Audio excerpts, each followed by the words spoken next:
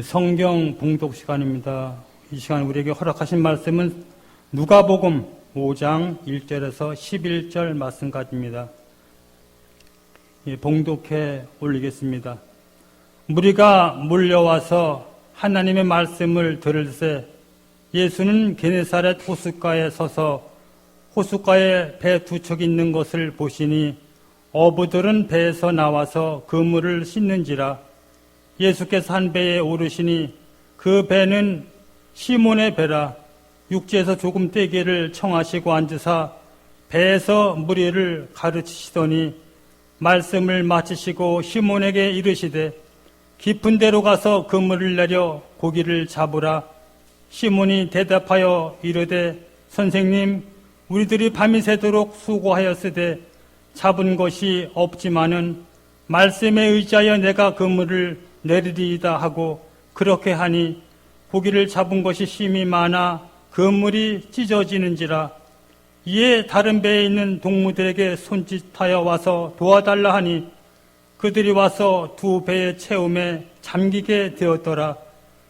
시몬 베드로가 이를 보고 예수의 무릎 아래에 엎드려 이르되 주여, 나를 떠나소서, 나는 죄인이로소이다 하니 이는 자기 및 자기와 함께 있는 모든 사람이 고기 잡힌 것으로 말미암아 놀라고 세베대의 아들로서 시몬의 동업자인 야고보와 요한도 놀랐습니다.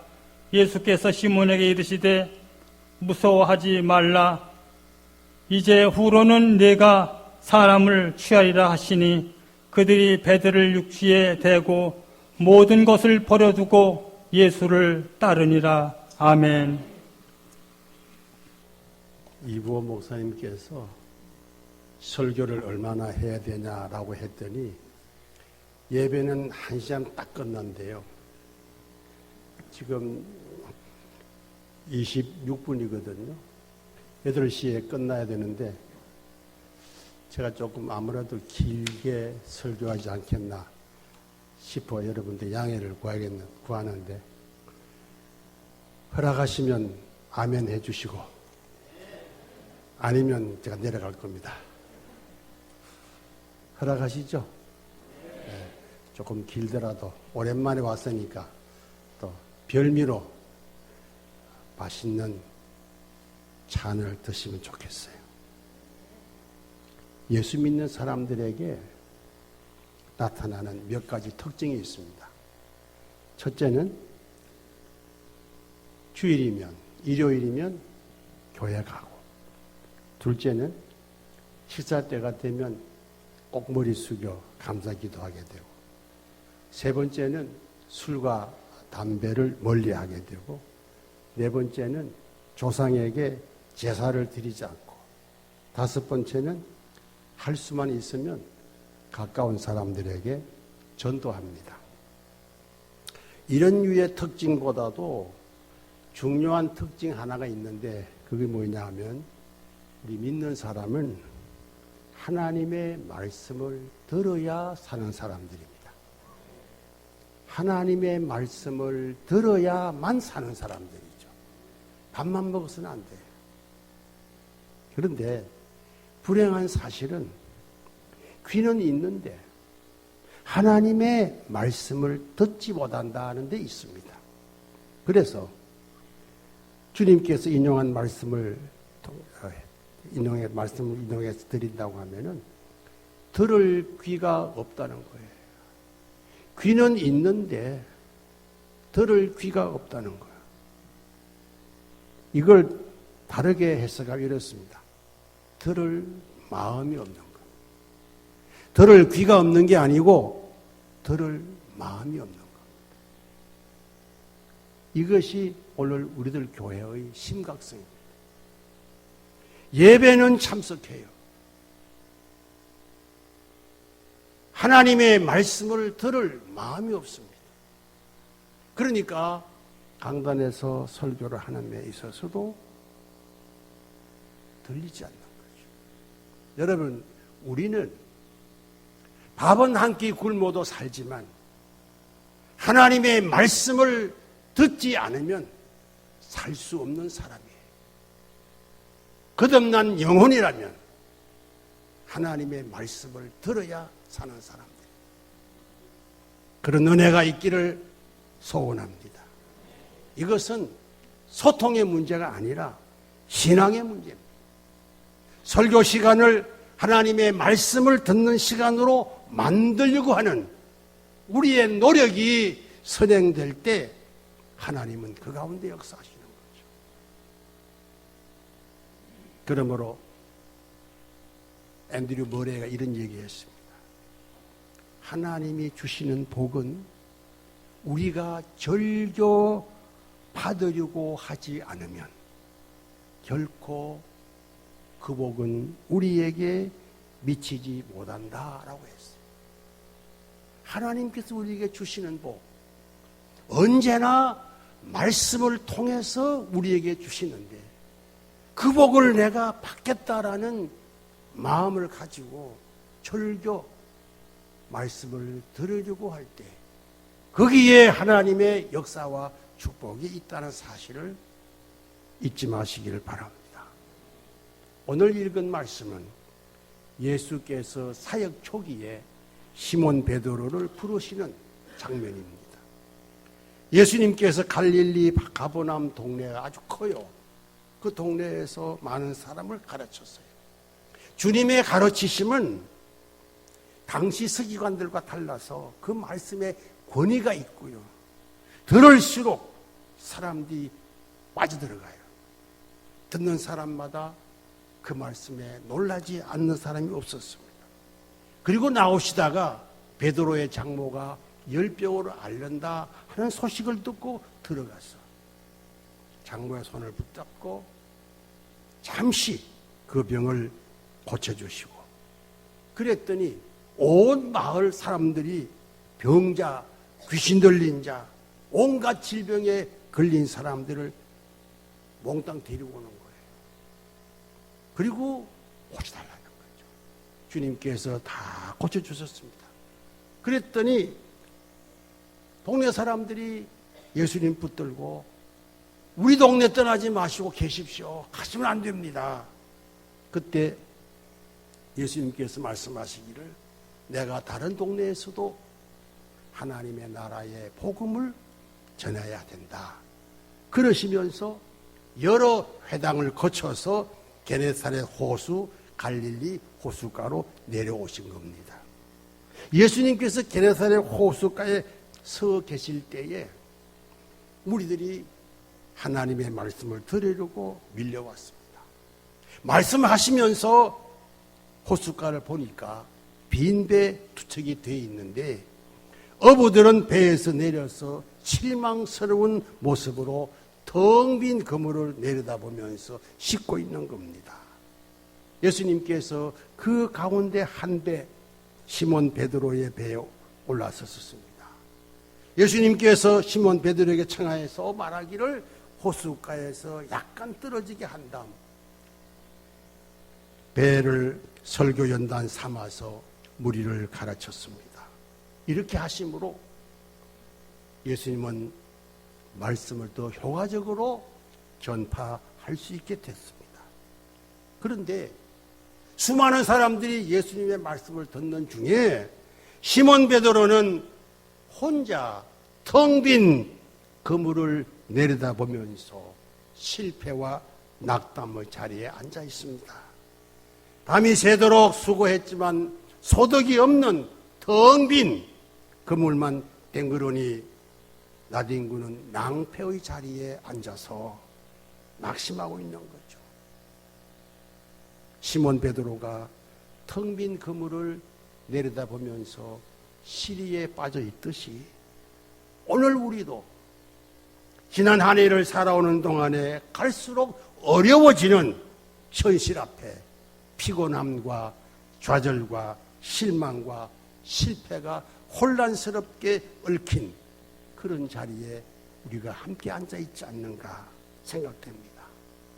끝이 보이지 않는 사막의 길을 걸어가듯이 단 한 발짝이라도 내디딜 수 없는 캄캄한 절벽 앞에 옥죄는 듯 가슴을 누르는 절망감, 버팀목마저 사라져버린 침울한 겨울 같은 상황이 우리의 현실이 아닐까.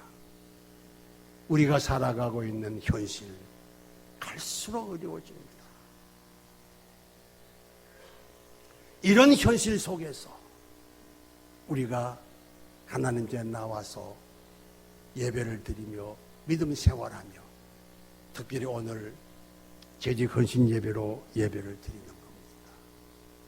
시몬 베드로의 배에 예수께서 올라서셔서 그를 회복시키시듯이 주님 오늘도 이 자리에 오셔서 우리를 회복시키시는 은혜가 있기를 소망합니다. 말씀 마치신 후에 예수께서 시몬 베드로에게 말씀을 건넵니다. 깊은 데로 가서 그물을 내려 고기를 잡아라. 밤새 고기를 잡으려고 가전 노력을 다 기울였지만 헛수고만 한 베드로, 그 사실을 주님은 아시죠. 시몬 베드로는 어려서부터 고기 잡이로 잔뼈가 굵은 전문 어부입니다. 반면에 예수님은 몫으로 살아오신 분이 바닷가에 그물을 한 번도 던져보지 못한 목수입니다. 그런 어른이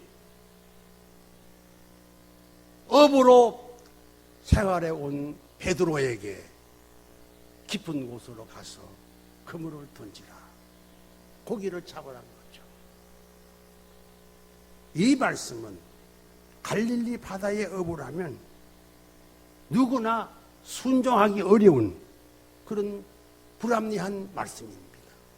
왜냐하면 예수님은 고기잡이에 관한 지식이나 경험이 전혀 없는 목수입니다. 목수가 어떻게 어부에게 고기 잡는 얘기를 할 수 있겠어요? 그리고 고기를 잡는 데는 적합한 최적의 시간이 밤입니다. 지금은 해가 떠올라서 바다에 눈부신 아침이에요. 그리고 그물을 내릴 때는 적당한 깊이가 있어야 되는데 예수님은 깊은 데로 가라는 거지요. 이건 어부의 경험이나 상식에 어긋나는 얘기죠. 시몬 베드로는 밤새 고기를 잡느라 한 마리도 못 잡고 피곤함에 지쳐서 지금 그물을 싣고 난 후에 집으로 돌아가서 쉬고 싶은 그런 마음이었어요. 이런 상황에 예수께서 그물을 내려서 고기를 잡으라, 이 말이 되는 거냐. 예수님의 가당차는 이 말씀에 조목조목 지적하면서 반박할 수 있었지만 베드로는 말씀에 의지하여 그 명령에 그물을 내린다라고 순종하고 있음을 볼 수 있습니다. 저는 여기서 우리가 말씀과 현실이라는 두 축을 만나게 됩니다. 만약 여러분 한 사람 한 사람이 베드로라고 가정해 봅시다. 예수님이 오셔가지고 깊은 데로 가서 고기를 잡으라고 말씀합니다. 이분은 목수 출신이고 우리는 어부예요. 우리 전문 어부예요. 전문가입니다.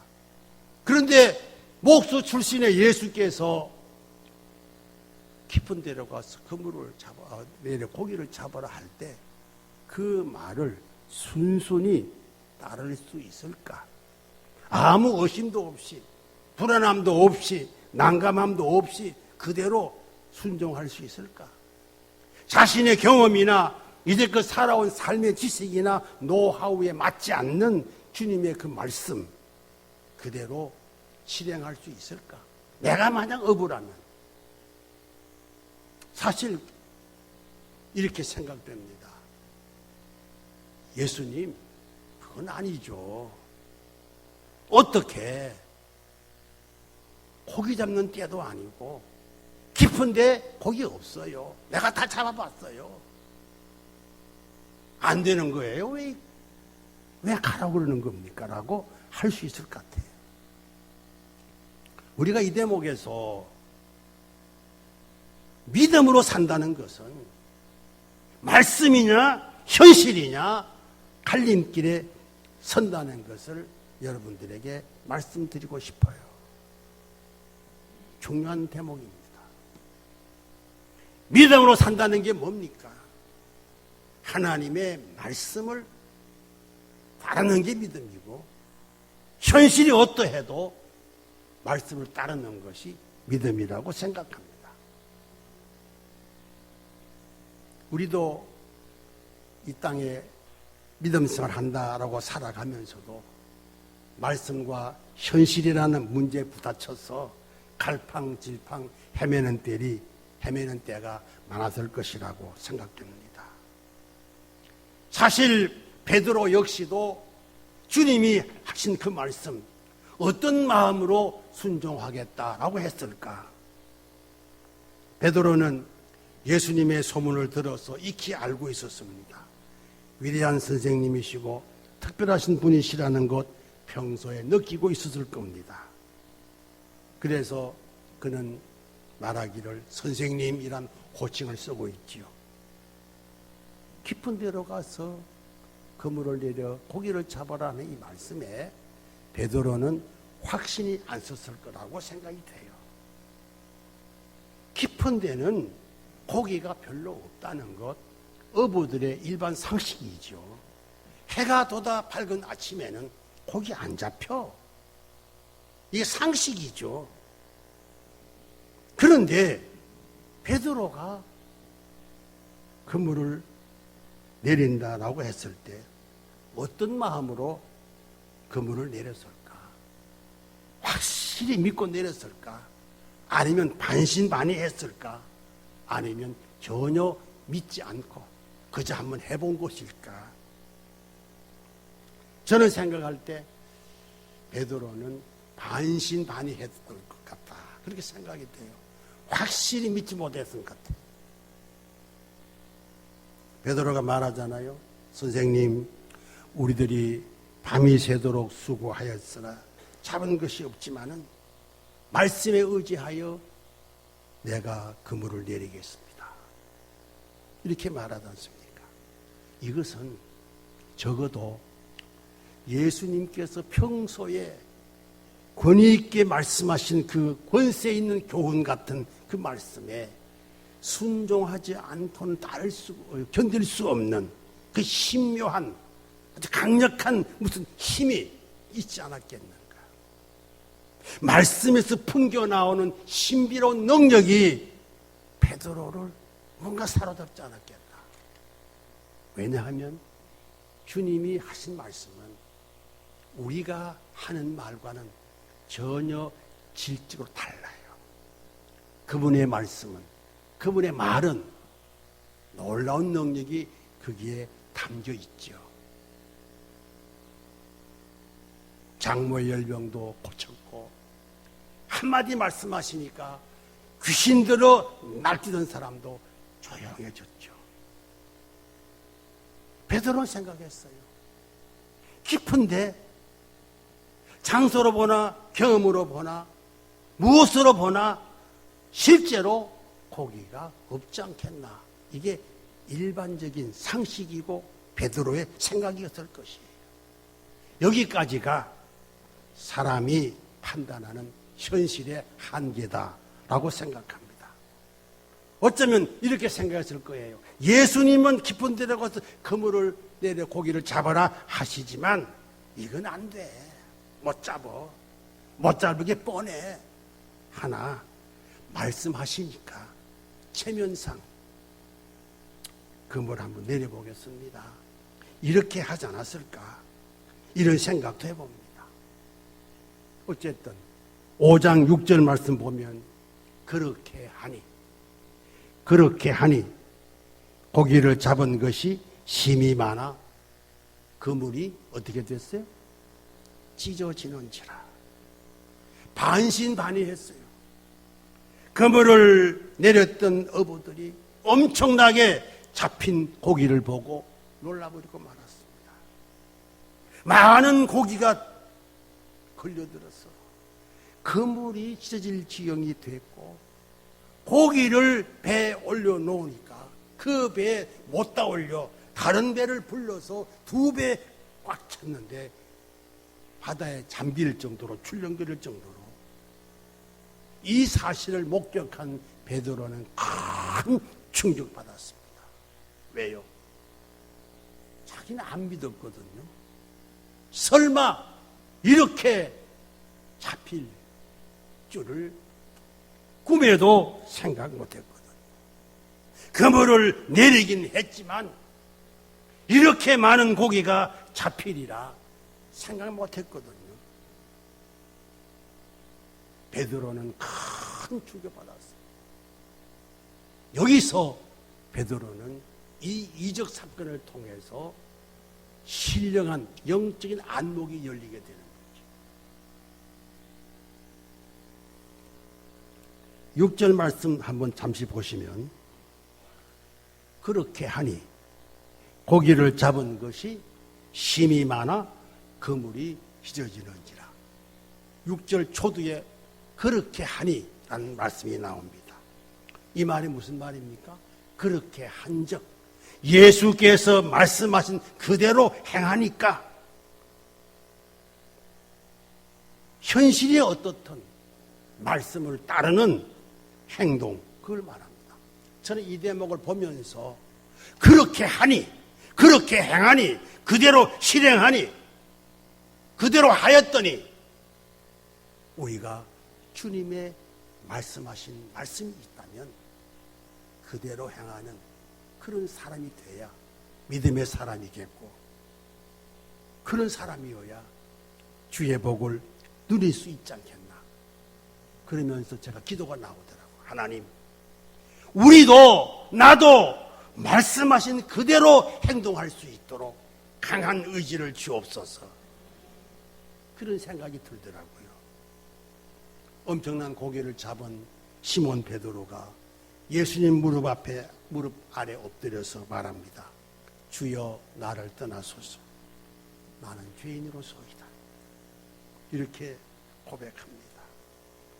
저는 이 대목에서 시몬 베드로가 5절에서는 선생님 그랬는데 8절에 와서는 주여라고 부릅니다. 변화가 있습니다. 시몬 베드로에게 무슨 변화가 있었습니까? 이적을 보면서 예수님이 어떤 분인가를 보게 된 겁니다. 예수님의 실체를 보게 된 거죠. 굉장한 변화입니다. 시몬 베드로는 예수님의 참된 모습을 그가 보게 됩니다. 골로새 1장 15절 이하에 보면 예수님에 대한 얘기, 기독론이 나옵니다. 거기 보면 예수는 보이지 않는 하나님의 형상이요, 만물을 지으시고 만물을 다스리시고 만물이 그리스도 안에서 움직이는 신비로운 능력을 가진 그분이 그리스도 예수. 바울 사도가 기독론을 말씀하고 있죠. 시몬 베드로는 이 고기 잡은 이 사건을 통해서 그의 믿음의 눈이 열렸습니다. 다른 말로 하면 영적인 안목이 열려서 예수님이 어떤 분인가를 발견하게 된 겁니다. 야, 이분은 보통 분이 아니구나.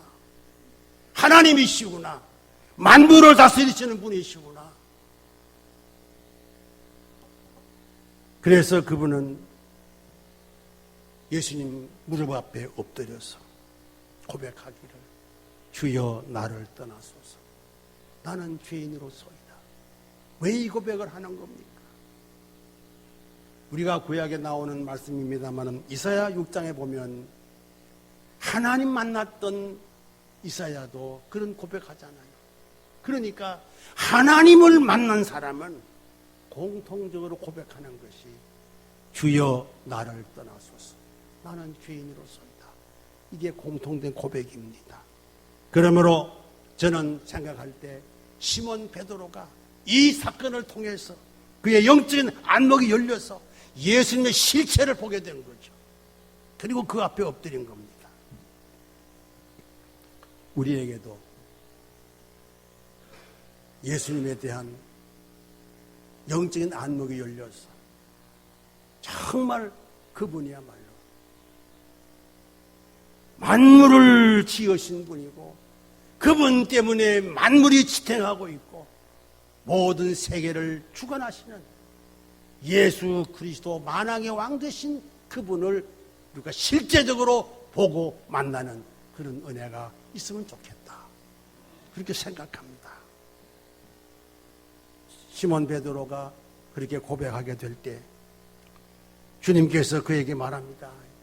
이 몹쓸 사람아, 믿음 없는 사람아 라고 하지 않으시고 그를 품으시고 이제 후로는 네가 사람을 취하리라 라고 하시면서 그를 제자로 불러주십니다.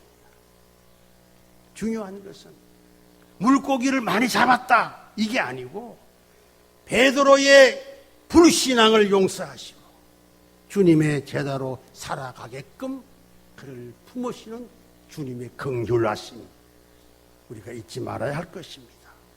평생 갈릴리 호숫가의 업으로 살아갈 사람, 이 사람을 불러서 일약 하나님의 교회의 수제자로 부르셔서 만고에 빛나는 그리스도의 사자가 되게 하신 것, 이 놀라운 사실을 우리가 잊지 말아야 할 것입니다. 저는 이 사건을 보면서 우리에게도 말씀이냐 현실이냐, 말씀을 따를 것이냐 현실을 따라갈 것이냐, 이런 문제가 우리 앞에 늘 도전해 온다는 것을 말씀드리고 싶습니다. 우리가 신앙생활 한다는 게 뭐지요? 교회 안에서 생활하는 것, 그게 신앙생활이 아니잖아요. 교회 밖에 나가서, 직장에서, 가정에서, 학교에서 우리가 겪는 현실 속에서 믿음을 지켜가는 그런 생활. 이때에 우리가 말씀을 우선시하느냐 아니면 내가 당한 현실을 더 무게를 두고 있느냐, 어디가 중요하냐, 말씀이냐 현실이냐. 우리가 청지기 생활하면서 오늘 헌신예배를 드립니다만 금년에 여러분 현실을 우선시할 것인가 말씀을 우선시할 것인가 결단하는 시간이 되어야 될 것입니다. 시몬 베드로에게 있어서 이제까지 쌓아올렸던 업으로서의 경력과 경험, 노하우, 이게 아무 가치 없는, 지금 우리나라 날아들어오는 먼지 같은 그런 것 되고 말았습니다. 수십 번, 수백 번 그물을 던졌어도 단 한 마리도 못 잡았던 빈 그물 같은 실패 경험. 그러나 말씀 한마디 순종하게 될 때 2배가 바다에 잠길 정도로 고기를 찾게 된 것, 우리에게 무엇을 말씀하고 있습니까? 저는 생각합니다. 하나님 앞에서 사명을 받은 청지기들의 헌신 생활이 어떠해야 되는지를 우리에게 지시하고 있습니다. 현실 상황이 불합리하고 불가능해 보일지라도 말씀을 따를 때에 역사가 일어난다는 것을 우리에게 보여주는 좋은 케이스웍이라고 생각합니다.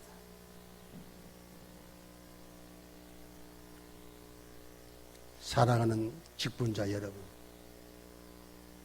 2015년 맞이하면서 헌신한다라고 하면서 이 자리에 예배드리어 모이신 줄 압니다마는 우리의 현실은 녹록지 않잖아요. 갈수록 어려워지잖아요. 이런 속에서 새빛교회 직분자로서 내가 어떻게 살아야 할 것인가, 현실을 중요시할 것인가, 말씀을 따를 것인가, 이 갈래길에서 여러분 결정하셔야 됩니다. 여러분의 마음의 기울기가 어디에 있습니까? 여러분의 마음의 향방이 어디 있습니까? 말씀이냐 현실이냐? 여러분의 믿음의 무게가 어디에 기울어져 있습니까? 말씀 따라 믿음으로 살아가심으로 하나님의 거룩한 역사를 친히 경험하면서 복되게 사시는 한 해가 되어야 될 줄로 믿습니다. 근래 대부분의 교회마다 영적으로 가라앉았다. 그러면서 목회자들이 걱정합니다. 많은 이들이 헌신과 열정을 찾아볼 수 없다. 염려하고 있습니다. 교회 나와서 예배하고 기도할 때는 하나님이 계신 것 같다라고 생각하지만, 그러나 실제로 사회에 나가서는, 직장에 나가서는, 가정에서는 하나님이 계시다 하는 걸 전혀 의식하지 않고 하나님이 계시지 않는 것처럼 살아가고 있어요. 전혀 하나님 한자 하나, 예수 그리스도 생각지도 않고 그저 되는 대로 현실 따라 자기 생각대로 살아가고 있어요. 그렇게 하는 동안에 개인의 기도 생활은 점점 소홀해지고 은혜의 수단 예배는 형식화되고 내 안에 내면의 욕심과 그 탐욕들이 계속 일어나면서 점점 마음은 세상으로 기울어지고 하나님으로부터는 점점 멀어지고 교회 이야기해도 점점 마음은 돌아서고, 이게 오늘 우리의 현실이 아닐까. 오늘 우리 세대는 과거 어느 때보다도 넉넉하고 불편함이 없이 부유한 삶을 살아가고 있습니다. 지금 보릿고개 이 얘기하면 그 얘기 왜 하냐고 그러면서 젊은이들은 나이 든 사람들 향해서 삿대질하죠. 5,000년 역사 가운데 지금처럼 잘 사는 때가 없었어요. 먹을 것, 입을 것 많이 있어요. 전에는 쌀이 없어서 보리 먹으면서, 저는요 우리 집에서 저를 보고 늘 얘기하기를, 당신은 쌀밥만 좋아한다 그러는데요, 저는 6.25 때나 어릴 때 보리밥 먹고 강냉죽 먹고 그랬기 때문에 쌀밥 보면 눈이 그냥 번쩍 띄어지면서 그렇게 좋아해요. 우리 집 사람은 현미 넣고 뭐 잡곡 넣고 그걸 좋아하지만 저는 쌀밥 좋아해요. 왜 그렇죠? 내 과거 경험 때문에 그래요. 지금 보세요. 먹을 것 입을 것 넉넉해요. 어느 때보다도 불편함이 없이 부유한 삶을 살아가고 있는데, 사는 일은 왜 그렇게 힘겹고 피곤하고 짜증스럽습니까? 각종 스트레스는 여전히 우리를 압박해 오고 있고 우리의 심령은 편할 날이 없어요.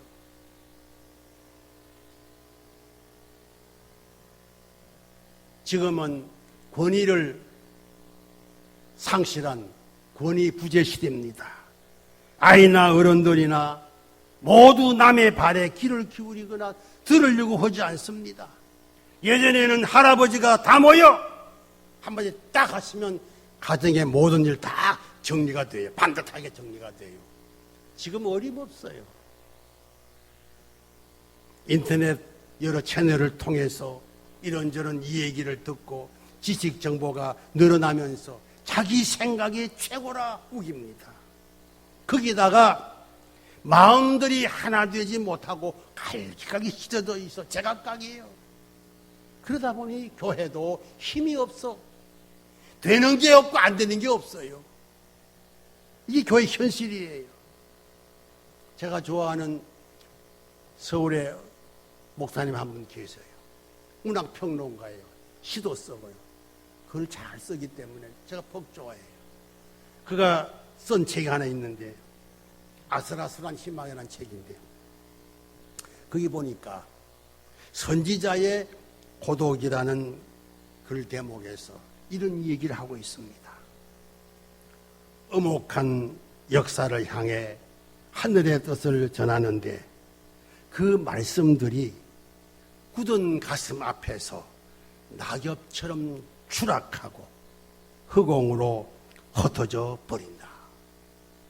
하늘의 소리, 하나님의 말씀을 외쳐대도 힘없이 사라져버리는 소리의 운명.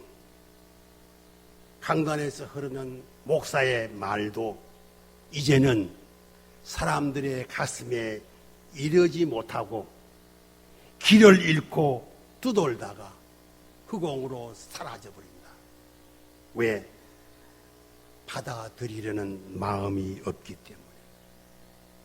그러면서 이 목사님이 쓴 글 가운데 하나 참 가슴 아픈 건 뭐냐면, 가장 슬프고 아픈 일은 아름다운 복음이, 우주를 감싸 안을 만한 예수님의 말씀이 낙엽처럼 가을바람에 한 입 두 입 떨어져서 축소되고 왜곡되어서 흩어져 버리고 만다는 거지요.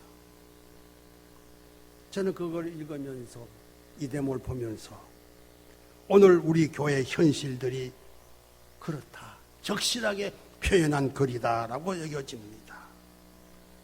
여러분 생각해 보십시오. 강단에 설교하는 말씀도 사람들의 가슴에 이르지 못합니다.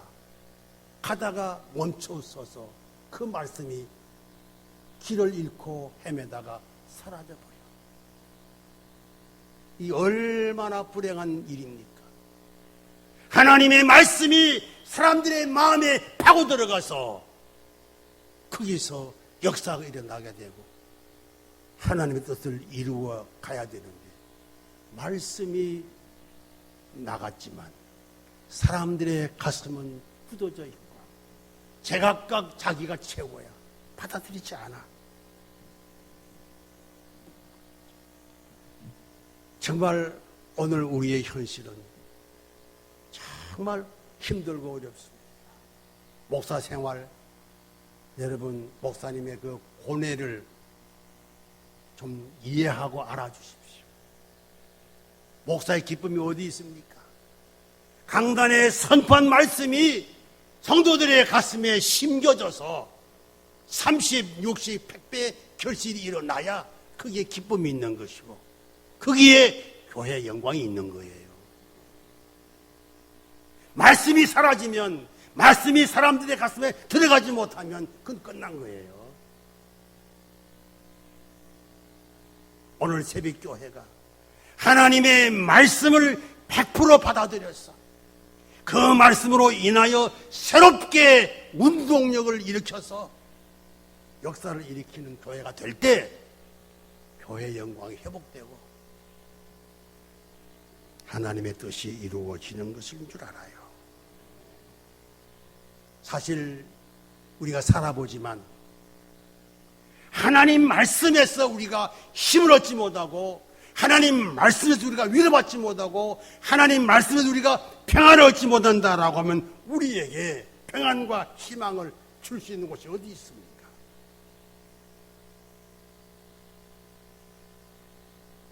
우리에게 참된 위로가 되고 참된 평안을 주고 참된 기쁨을 주는 곳이 어디 있습니까? 찾아보세요. 오직 하나님의 말씀이 우리의 위로가 되고 우리에게 소망이 되고 우리에게 위로가 되는 줄로 믿습니다. 가라앉은 영적 침체에서 벗어나서 치유와 회복의 길로 갈 수 있는 길은 오직 성령으로 역사하시는 말씀으로 말미암는다라고 저는 믿습니다. 그리스도인은 말씀이냐 현실이냐 이 두 갈림길에서 말씀을 선택하며 사는 사람들입니다. 유명한 신학자 칼 팔트는 그런 얘기를 합니다. 하나님의 말씀이 성경 안에서 우리를 기다리고 있다. 하나님의 말씀이 성경 안에서 우리를 기다리고 있다 그랬습니다. 얼마나 귀한 말씀인지 몰라요. 성경 안에서 하나님의 말씀이 우리를 기다리고 있습니다. 성경을 펴시며 성경을 펴시고 말씀을 또박또박 읽어가시면 그 속에서 우리는 하나님의 말씀을 들을 수가 있어요. 하나님의 말씀을 듣는 것뿐 아니고 하나님의 말씀을 만나게 됩니다. 뿐만 아니라 그리스도를 만나게 되는 거죠. 그러므로 저는 여러분들에게 말씀드리고 싶은 것은 성경 읽을 때 자세, 소설을 보듯이 잡지를 읽듯이 그렇게 취하지 마시고 하나님 내게 말씀하옵소서, 내가 주님 만나기 위하여 성경을 펴니다. 이런 자세로 반듯하게 앉아서 성경을 펴시면 하나님께서 성경을 통해서 우리에게 주시는 바 하나님의 음성을 듣게 될 줄로 압니다. 말씀을 읽을 때 하나님 말씀을 만나게 되고 성경 보게 될 때 그리스도를 만나게 되고 그리스도와 인격적 관계를 갖게 되는 거죠. 그때는 내가 성경을 보는 것이 아닙니다. 성경이 나를 부르는 거죠. 내가 성경을 읽는 것이 아니라 성경이 내게 말씀하시는 거죠. 이 약속이 있고 사랑의 증거가 있고 이 속에 생명력이 있어 우리가 그 말씀을 하나하나 읽어가는 것입니다. 그러기에 주님 말씀하십니다. 요한복음 6장 23절에서 살리는 것은 영이니 육은 무익하니라. 내가 너희에게 이른 말은 영이요 생명이니라. 말씀이 능력으로 우리에게 다가오는 거예요. 그 능력 안에 사는 것이 예수 믿는 사람이에요. 그러므로 결론 같은 한마디 여러분들에게 던집니다. 하나님이 주시는 은혜는 오직 믿음으로 말씀을 수용하는 자에게 충만하게 임한다는 사실을 잊지 말아야 합니다. 현실이 아니라 말씀을 따라 순종하는 것이 청지기의 최고 가치예요. 오늘 청지기들 잘 들으십시오. 현실이 아니라 말씀을 따라 순종하는 것이 청지기의 최고 가치다. 믿으시길 바랍니다. 청지기는 주인이 아닙니다. 종이죠. 그러므로 우리는 하나님 앞에서 종됨의 의식을 갖고 한 해 동안 하나님과 복음과 교회를 위해서 수고롭게 일하시는 모든 재직들이 되기를 바랍니다. 마지막으로 누가복음 17장 10절 말씀 한 곳 소개하고 말씀 마치려고 합니다. 그 얘기는 어떤 얘기냐 하면 누가복음 17장 7절 이하의 말씀이 이런 내용이지요. 고개를 드시고 저를 보십시오. 마지막 말씀 드리고 마치겠습니다. 너희 가운데 한 종이 있다라고 하자. 이 종이 밖에 나가서 일하고 들어왔다. 그럴 때 주인이 그를 보고 야, 너 수고했다. 얼마나 피곤하냐. 여기 앉아 밥 먹어라. 그러지 않고 이제 마치고 들어왔니? 내 밥 먹을 때는 밥 차려. 같이 밥 먹는 게 아니에요. 밥 차려. 내 밥 먹을 때 서서 수종 들고 기다려. 밥 다 먹었어. 치워. 이렇게 종들에게 했을 때 주인이 그 종을 보고 야, 너 수고했다. 그러면서 살해를 하거나 검열을 지우거나 그게 아니고 그렇게 했다 할지라도 오늘 10절 말씀에 보게 되면 이와 같이 너희도 명령받은 걸 다 행한 후에 이러기를 우리는 무익한 종이라 우리가 하여야 할 일을 한 것뿐이라 할지니라. 이게 종들의 태도입니다. 금년 새벽교회 재직 여러분들 1년 내내 수고하고 일하고 힘쓰고 고생했다 할지라도 마지막 12월 달에 가서는 주님, 그저 나는 무익하게 그저 한 해 동안 살아왔고 이런 일 저런 일 했다 하지만 그 우리가 할 일 한 것뿐입니다. 이런 자세로 한 해를 살고 주를 위해 수고하신다면 여러분의 삶이야말로 주의 나라에서 참 금같이 아름다운 최고 가치 있는 삶이 되지 않을까 생각합니다. 한 해 동안 여러분 말씀 중심으로 말씀을 우선하면서 주 앞에 종됨의 의식을 갖고 섬기시는 여러분 되기를 주의 이름으로 축복합니다.